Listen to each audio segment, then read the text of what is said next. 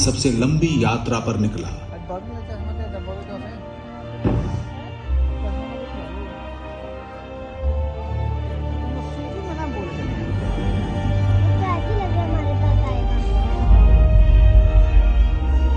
Launch के कुछ ही समय बाद लगभग 120 लाख किलोमीटर दूर एक सही जगह से वॉयेजर 1 ने एक ही फ्रेम में खींची चंद्रमा के साथ पृथ्वी की तस्वीर।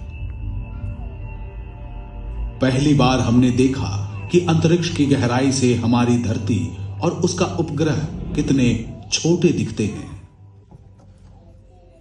लेकिन मुश्किल वातावरण और लंबी यात्रा के खतरे सामने आ रहे थे। वॉयेजर 2 ने धरती के सिग्नल्स का जवाब देना बंद कर दिया। वैज्ञानिक जानते थे कि यान कहां है, लेकिन कोई संपर्क ना होने के कारण वे इसे नियंत्रित नहीं कर सके। उनका कीमती यान अंतरिक्ष के कबाड़ का छोटा हिस्सा बनकर रह गया। इसकी खोज का मिशन खत्म होने वाला था।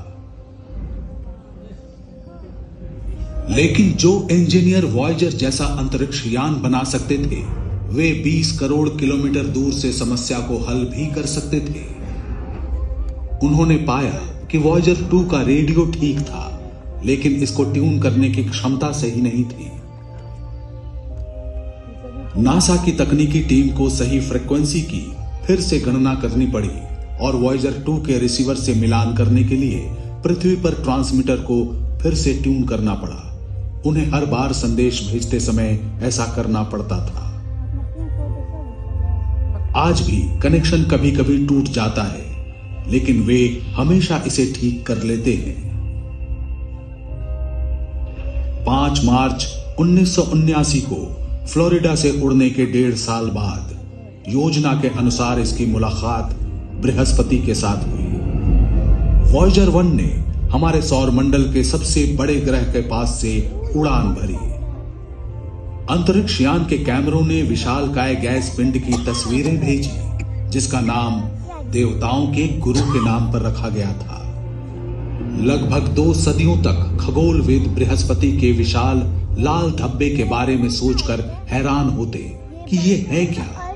इतने बड़े ग्रह के चेहरे पर यह सिर्फ एक छोटा दाग लग रहा था, लेकिन वो स्थान पृथ्वी के आकार का 3 गुना था।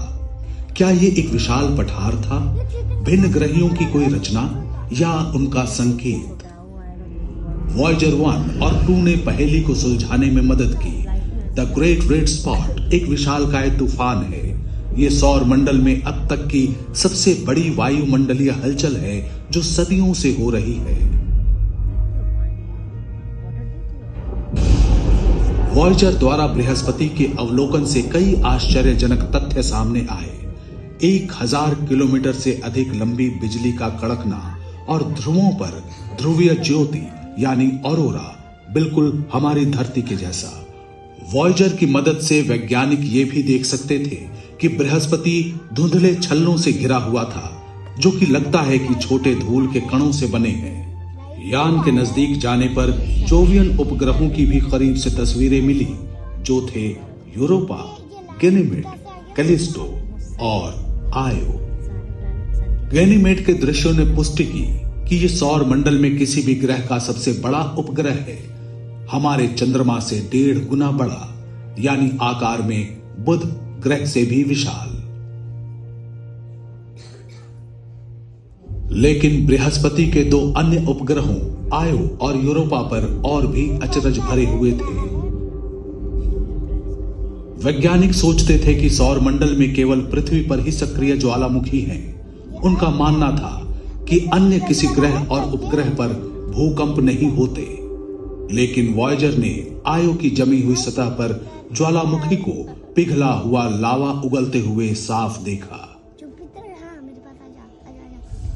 आयो के कुछ लावा प्रवाहों की लंबाई 500 किलोमीटर तक की थी। शानदार दृश्य था वो। लावा और काले ज्वालामुखीय राख का चमकीला सम्मिश्रण। लाल, नारंगी, पीला, मरून, सतह पर रंगों की छटाएं बिखरी पड़ी हैं।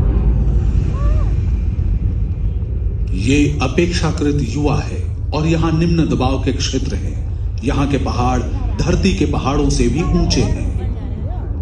जो निष्प्राण लगता था वो आयो अपने सैकड़ों ज्वालामुखियों के साथ इस सौर मंडल में भूगर्भीय रूप से सबसे सक्रिय है।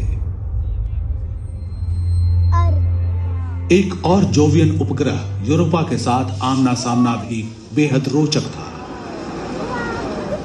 वैज्ञानिक पहले से ही जानते थे कि यूरोपा बर्फ से ढका हुआ है। वॉयेजर यानों ने बताया कि कई किलोमीटर मोटी बर्फ की परत के नीचे छिपा है तरल पानी का एक महासागर। वास्तव में यूरोपा में पृथ्वी की तुलना में कहीं अधिक पानी है, लगभग 2 या 3 गुना ज्यादा।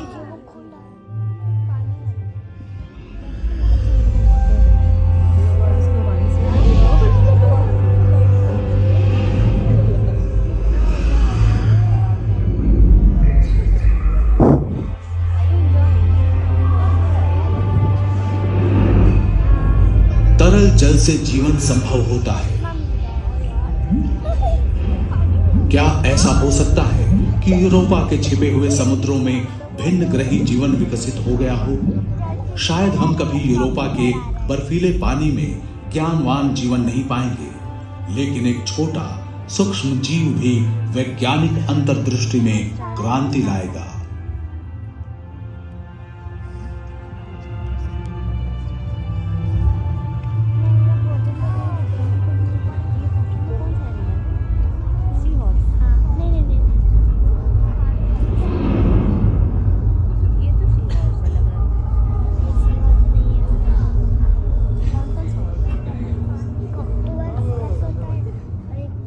वॉयेजर की यात्रा पथ में बृहस्पति